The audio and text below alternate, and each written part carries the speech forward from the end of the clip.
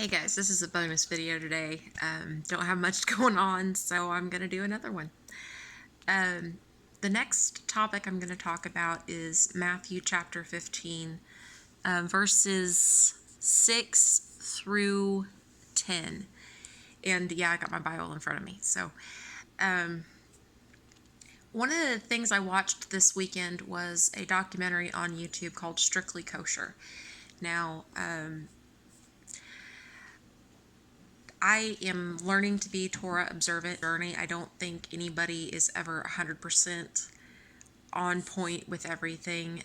Jesus was, and he is our example, so we're supposed to be following after him.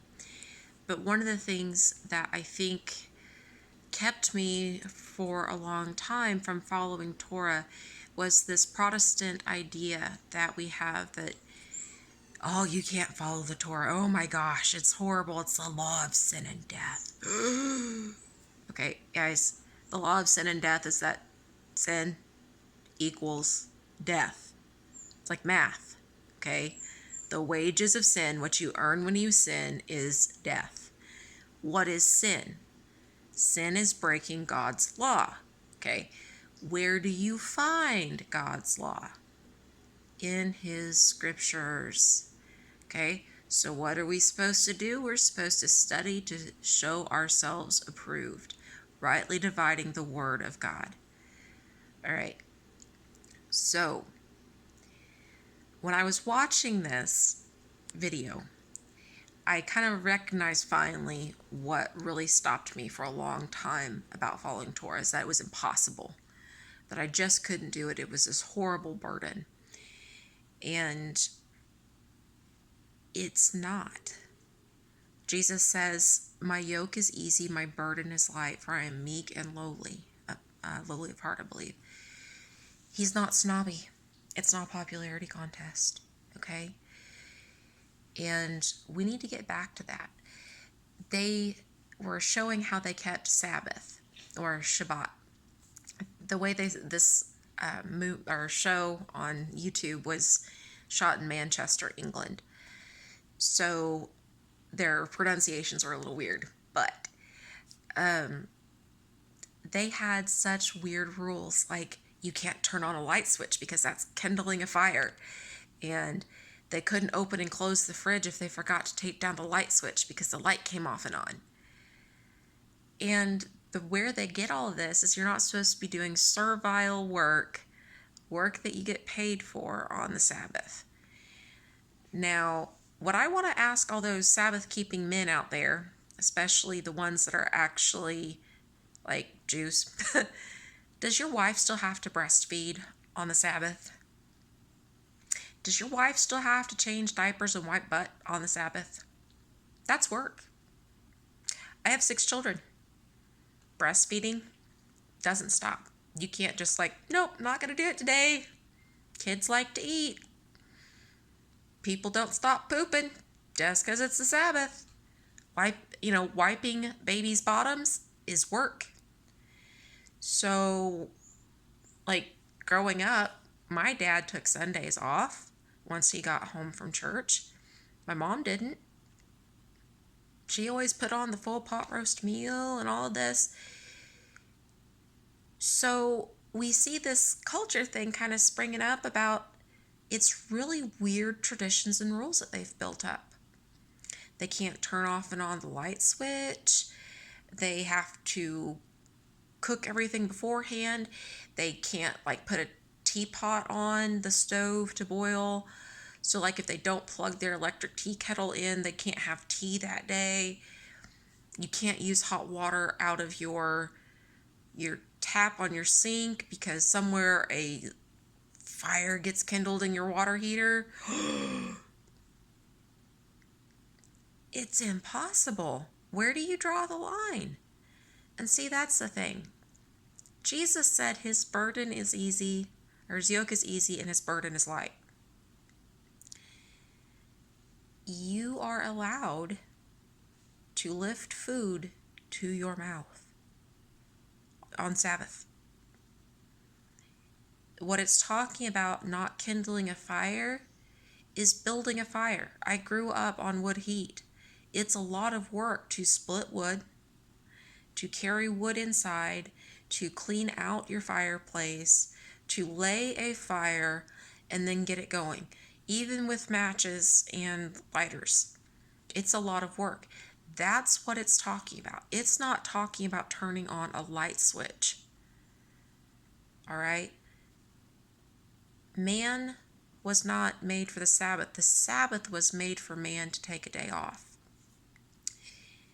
And when you look at the representation, our brother Judah, what many of us in the Hebrew Roots movement, and I'm not necessarily part of the Hebrew Roots movement, but you know what I'm talking about, are, seeing as we first get into this is our brother Judah has just layered things on top of the Torah and built this huge fence around the Torah, so you can't even get close to it. Okay? All of those things Jesus preaches against. Okay? So here's our verse in Matthew chapter 15. Verse, I'm going to start at 6b. Okay? Thus have ye made the commandment of Yahweh of no effect by your tradition.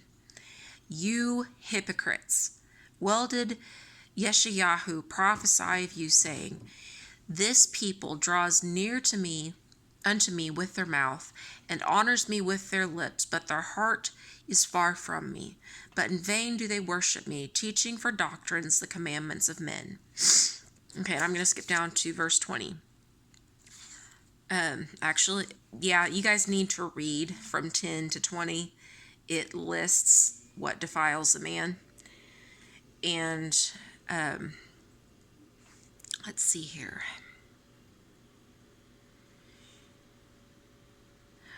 Verse 16. Now Yahushua said, Are ye also yet without understanding?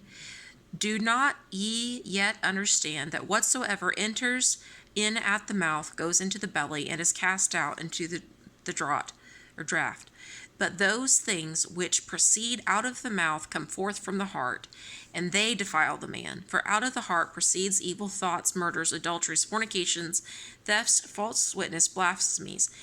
These are the things which defile a man, but to eat with unwashed hands defiles not a man. Okay, and before people get crazy, what he's talking about with the eating with unwashed hands, it was a very specific procedure where they were doing like surgeon scrub ups, and I think we've talked about this before. And that tradition was added on top of the Torah. It's not in the Torah. You won't find it. Okay? It's not there.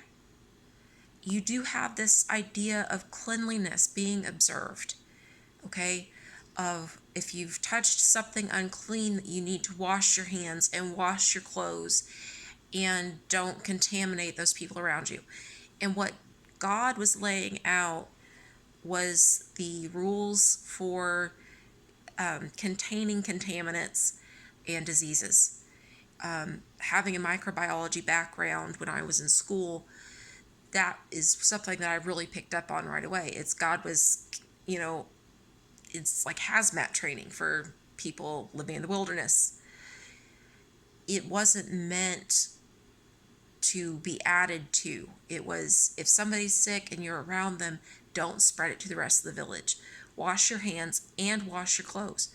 People died of the plague because of fleas. They didn't wash their clothes. They went somewhere and the fleas went with them. All right? What they finally figured out was that the people that wore the big doctor's masks weren't getting sick when they went places, and that you had this thieves blend of essential oil, blah, blah, blah. It was the mask that was keeping the contaminants away from people's faces. All right? But if people would have washed their clothes in clean running water and washed their hands and stayed away from other people when they got sick for a certain amount of time to see if they got sick too, they would have had a lot less spread of disease. Okay. Anyway, back to the topic at hand. see the Torah as a burden, but we don't even read the Torah. We have all these things that our brother Judah has added on top of it, trying to build a fence to protect the Torah so you don't even get close to it. So if you can't get close to it, you can't break it. And by the very act of adding to the Torah, they've already broken it. Now, Judah's heart was probably in the right place. And they are our brother. But the Sabbath was made for man to rest. The commandments were made to keep man healthy and to make them a holy, set-apart people. But you can't balance that if you're not living with love in your heart. And Jesus said the whole of the Torah, and he's quoting Deuteronomy chapter 6 here, so go back and read that. Love the Lord your God with all your heart, with all your mind, and all your understanding, and love your neighbor as you love yourself. So if we're putting God first and we're loving God, we're not focused on doing the surgeon scrub up, okay? We're focused on putting him first and what does he want me to do and what does he need from me? How can I serve God, okay? Not putting God in this mystical, he's a genie, and if I rub him the right way, he's going to give me what I want, okay? Now, the next step we see is that we're loving our neighbor, okay?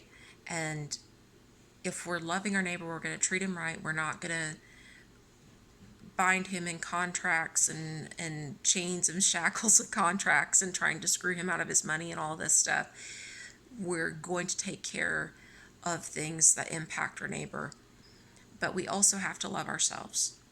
And loving ourselves means respecting ourselves, eating right, being respectful to our bodies, dressing modestly, respecting our spouses. You don't covet what your neighbor has, whether it's his dog or whether he has a nice car or, looking at his wife in a way that is disrespectful. Those things are your neighbor's blessings, okay? But we see this balance, and you can't walk in Torah without love. You can try to tap dance to all the rules, but you're missing the point. The point is it's just examples of how to love God, how to love your neighbor, and how to love yourself, okay? We need to get that back in balance. If we're so busy focusing on whether or not the light switch in our fridge is flipping on and off on the Sabbath when we shut and open the door, we're missing the point of Sabbath. If we're so focused on, oh my gosh, I think my right sock might have a thread in it that does not match a thread in my left sock, we're missing the point. Okay, and by the way, there is this thing in the Torah about when you go into the Holy of Holies that the priest's garment needed to not be of mixed fibers. And it's a whole different point, but the whole point is people in those days wove their own clothes. You didn't mix subpar fiber with expensive fiber. It didn't work. They would have known this. Okay, so don't get creeped out on me. But when we focus on the intricacies of how far can I take this rule to get it just perfect, we're not having the focus on God, on loving Yahweh, on his salvation. Okay? So it's a balance between we love God so we obey him, and we love our neighbor so we treat him with respect, and we love ourselves so we treat ourselves with respect. Okay? So keep it in balance. It's not about how far can I take this rule. Just like we talked about in the previous video, Jesus' ministry model was to pick up your anchor and be ready to sail. If you are loaded down with all sorts of rules and regulations and taping your light switch on your fridge shut or off, which, like I said, Strictly Kosher, go watch it. It's interesting. If you're so bogged down with rules that you can't keep your eye on the Lord, you're not ready to pick up your anchor and go where the Holy Spirit blows you. if you're so busy attempting to, quote, keep kosher, you're missing the point. I am attempting to eat clean. I know there's probably things I could do a lot better on. But my focus is, okay, when I eat, I'm going to do the best that I can with what God has provided me. I am not going to obsess over every little step of everything. I can't control all those things. So I'm going to focus on what I can change and change that. But I want my focus at all times to be on God and loving Him, and everything else is going to fall into place. I'm going to find my balance with clean eating. I'm going to find my balance with my kids and my business and my marriage and everything else. So don't get freaked out about Torah. And it did take me 4 years. I'm not going to lie to you. It took me 4 years.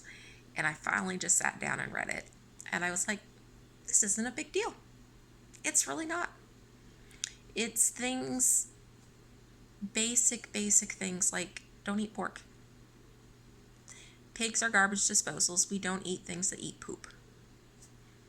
Okay? Lobsters, shrimp, clams are filter feeders. They eat poop. We don't eat things that eat poop because they carry disease. Catfish, great filter feeders. Clean up lots of nasty sewage in our rivers and streams. They eat poop. Poop carries disease. We don't eat it. Okay? God made everything so we could figure out, okay, we don't eat things that eat poop. I mean, it's simple, guys. But if we carry it out the way that our brother Judah has for so long and making it so very complicated, all of a sudden we can't have cheese on a hamburger. The rule is not boiling a baby in its mother's milk. And guys, it was a pagan fertility festival thing. It's sacrificing a kid lamb or goat and cooking it in its mother's milk. It was a fertility rite. Okay, so that's covered in not having idols. All right, we can have cheese on our sandwich. All right, you see what I'm saying? Make it simple. God makes it simple. His yoke is easy and his burden is light. Keep with it.